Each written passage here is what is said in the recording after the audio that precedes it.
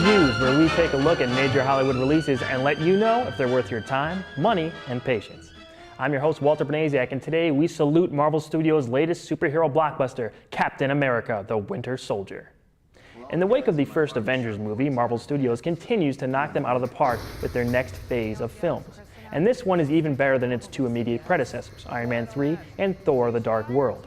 Captain America 2 is a truly epic story that crosses over into the larger Marvel Cinematic Universe very significantly. This plot finds our old buddy Cap, Chris Evans, still adjusting to a world he left nearly 70 years prior.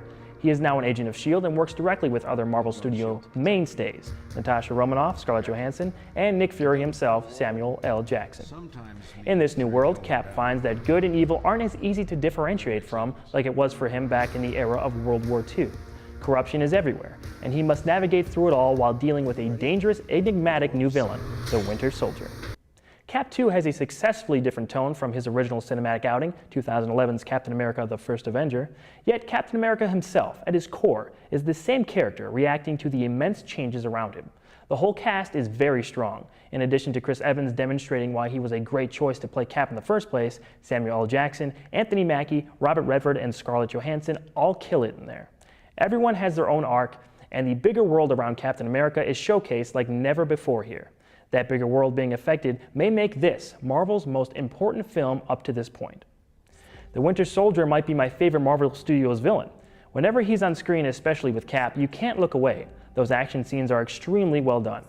He also plays into huge surprises in this film that keep the story constantly moving.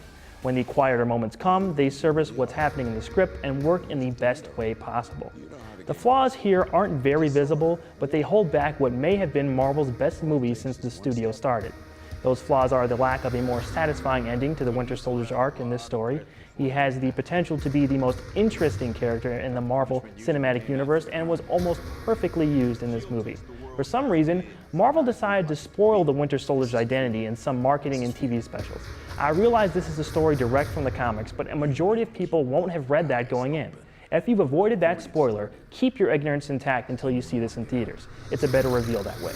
Cap 2 had a small case of the Man of Steel shaky cam syndrome at points. Just a small case though, like a cold you get over in a couple days. Really, that's it. Those are the flaws, but they're small ones. Captain America 2 is not only better than its 2011 predecessor, but it has an argument for being Marvel's best movie. I still think Avengers edges it out, so it's right behind that and very close with the original Iron Man film for me. All these things considered, I weighed this score for a while and I cannot legitimize giving Captain America: The Winter Soldier anything less than a 9 out of 10. It just squeaks into that 9 category. In any case, go out and see it, and bring the kids. Marvel's streak of great superhero movies continues, so celebrate by enjoying the film. Be on the lookout for our real review of Johnny Depp's new film, Transcendence, coming in 2 weeks. And remember, if it's not reviewed here, it just isn't real. I'm Walter Banasiak, and I'll see you at the movies.